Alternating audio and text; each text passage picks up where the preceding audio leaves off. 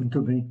Hoje nós vamos falar sobre a vontade humana, dando continuidade ao nosso ciclo de estudos sobre a antropologia e a filosofia clássica.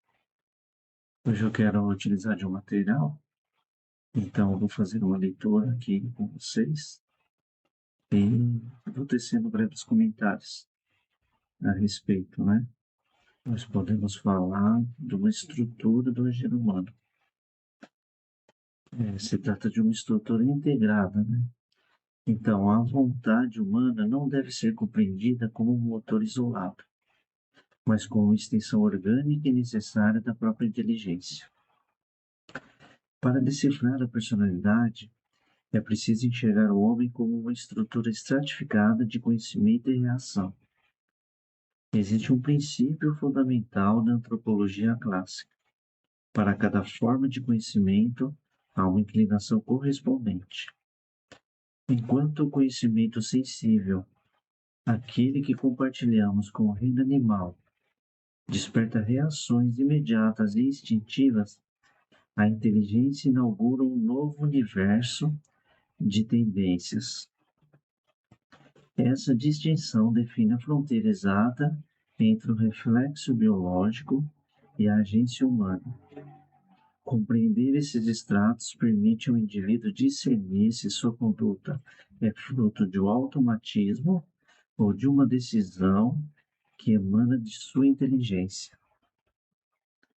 Então, veja, nós podemos falar de uma estrutura da ação humana segundo a vontade, ela já está de forma orgânica coligada à inteligência com uma simbiose, né?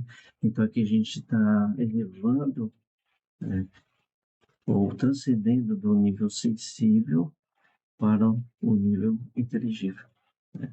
Das faculdades sensíveis para a faculdade inteligível. Então a gente vai conseguir estabelecer a distinção entre essa estrutura ou faculdade, né, essa potência humana, quanto à estrutura tão somente do animal, né? Ainda que fale dos instintos, da concupiscência, né, que são estruturas semelhantes aos animais, agora no âmbito da inteligência, nós vamos transcender isso, né? Então a gente vai fazer uma divisão sobre esses aspectos da vontade, né? Como que ela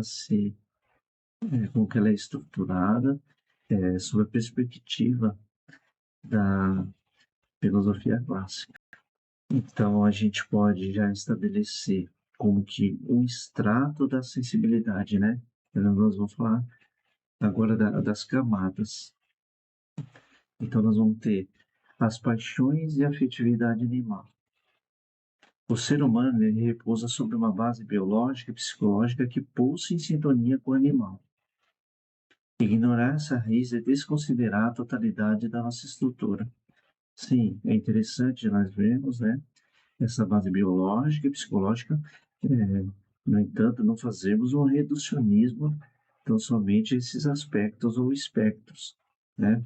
Mas aqui a gente está falando nesse nível da paixão, então, no nível do sensitivo, das faculdades sensíveis. Então, neste nível, o conhecimento sensível desperta as paixões ou os afetos. Nós podemos dizer como que um protocolo instintivo. O cheiro que dispara a fome, o medo que paralisa diante do perigo, ou o impulso sexual.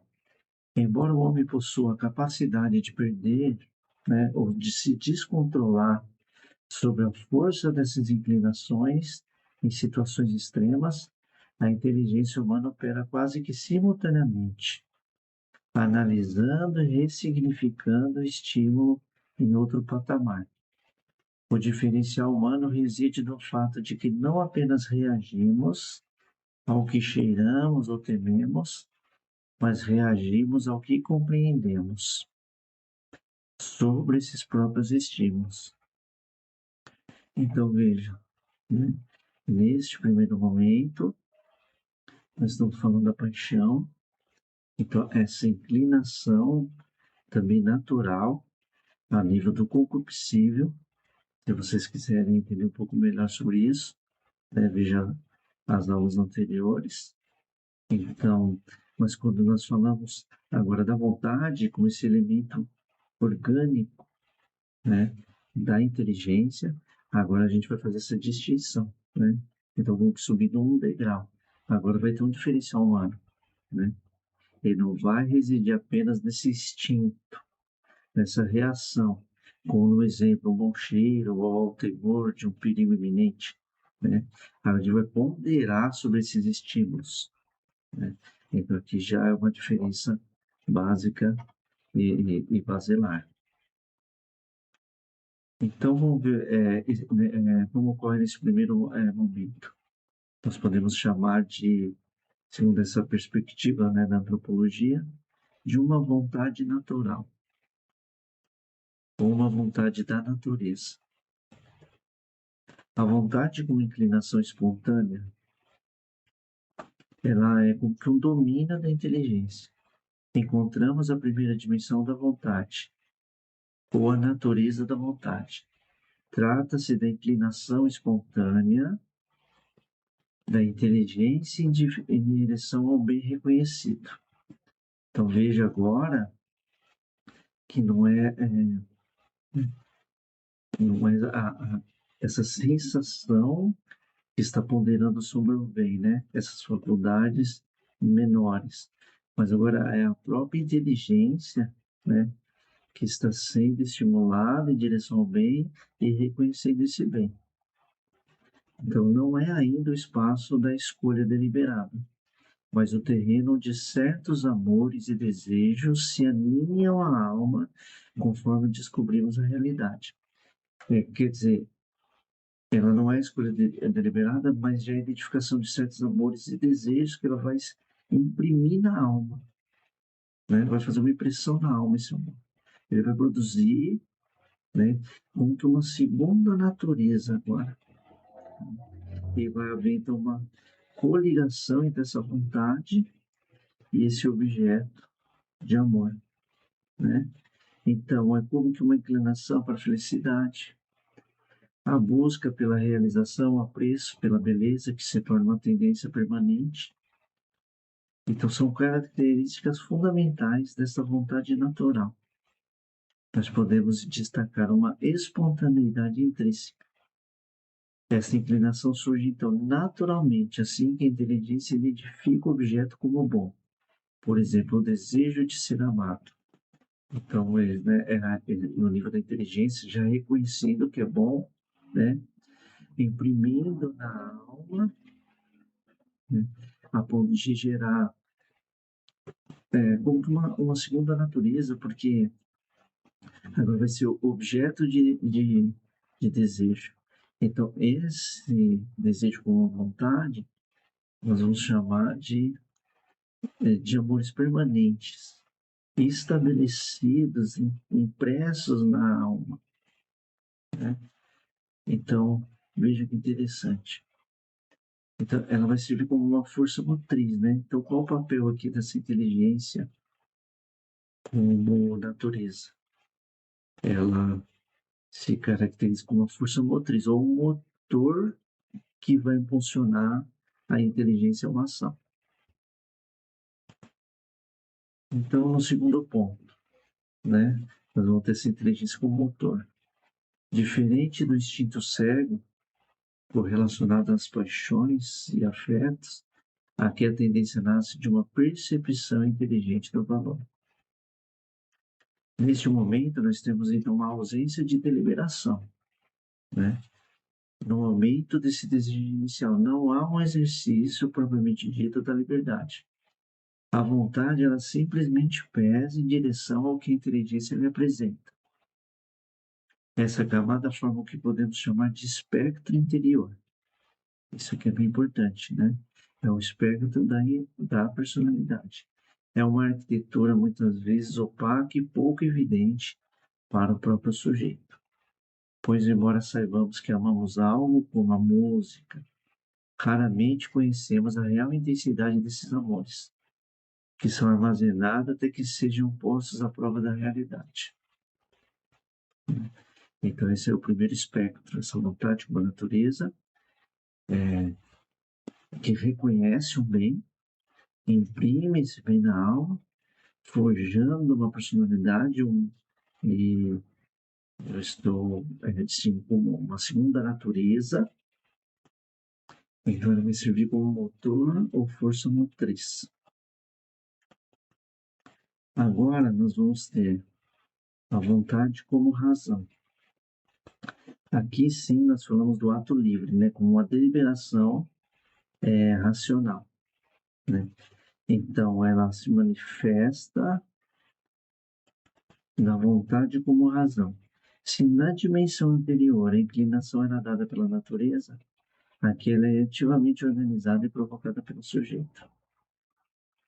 É que a tradição, né, define isso como inteligência que tende, ou uma vontade de inteligência. Trata-se do ato livre em sua essência. É um processo onde a inteligência delibera sobre os meios e as razões. E a vontade decide o caminho, então, a ser percorrido, né?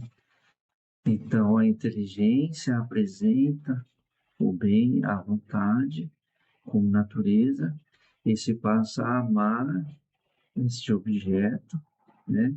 Ele imprime na alma, estabelece essa natureza, né? Agora, a vontade como razão, ela vai deliberar sobre esses aspectos, né? Então, aqui o indivíduo não apenas sente um desejo, mas ele pode dizer: eu quero isso e vou organizar a minha vida para alcançar isso. Contudo, é também o lugar da fragilidade humana. A inteligência pura, o pensamento abstrato sobre o que é correto, é frequentemente fraco diante da gravidade dos amores. Esses amores já instalados, né? Então, saber o que deve ser feito não é o mesmo que possuir a força interior para executá-lo. Então, aqui é interessante, né? Então, a inteligência, num elemento tão somente abstrato ou intelectual, ela não consegue a força para agir segundo esse objeto, né? Então, aí que entra o desejo como natureza, estabelecendo como uma força motriz. Então, nós podemos dizer que não é o mesmo que possuir a força interior para executar. Revela que a razão, sem o suporte de uma vontade que é educada por amores profundos, é incapaz de sustentar a sua conduta contra a inércia dos impulsos inferiores. Então, como se houvesse os amores maiores e menores, né? Grandes amores e pequenos amores. Nesse sentido, né, nós podemos falar de virtudes e vícios. A despeito que eu não quero entrar agora nessa esfera, mas sobre a gente compreender, né? Então, amar ao que não apetece é vício, e amar ao que apetece é virtude. Então, pequenos amores, produzidos e impressos também na alma, e tem que ser superado por grandes amores. Então, vai haver aqui uma hierarquia, né? Então, como que um conflito, nós podemos falar, uma hierarquia de um conflito. A vontade como segunda natureza, então ela estabelece a vida humana como um conflito entre três níveis de inclinações. Primeiro, o espectro instintivo. Essa base biológica, ela é compartilhada através da fome, medo, a sobrevivência, são as paixões, né? Essa faculdade sensível. No segundo momento, nós temos esses amores adquiridos, a vontade como natureza. Então, são inclinações permanentes que formam a segunda natureza. O amor, a família, a profissão, comentei sobre vícios e virtudes, a música, um exemplo. E agora, no terceiro momento, as decisões deliberadas, a vontade de razão. Definição para isso: o exercício da liberdade no presente. O conflito emerge quando essas camadas colidem. Então, alguém pode concluir intelectualmente que o álcool lhe faz mal e que não se quer destruir. Quer dizer, não quer se destruir.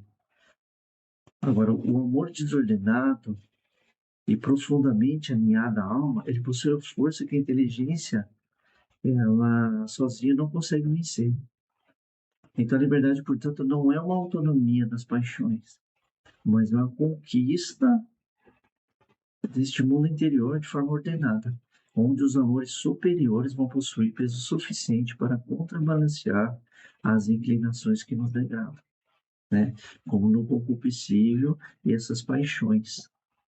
Né? Então, a inteligência deliberando ao que apetece e ao que não apetece. Então, nós podemos fazer uma síntese. A primazia dos grandes amores.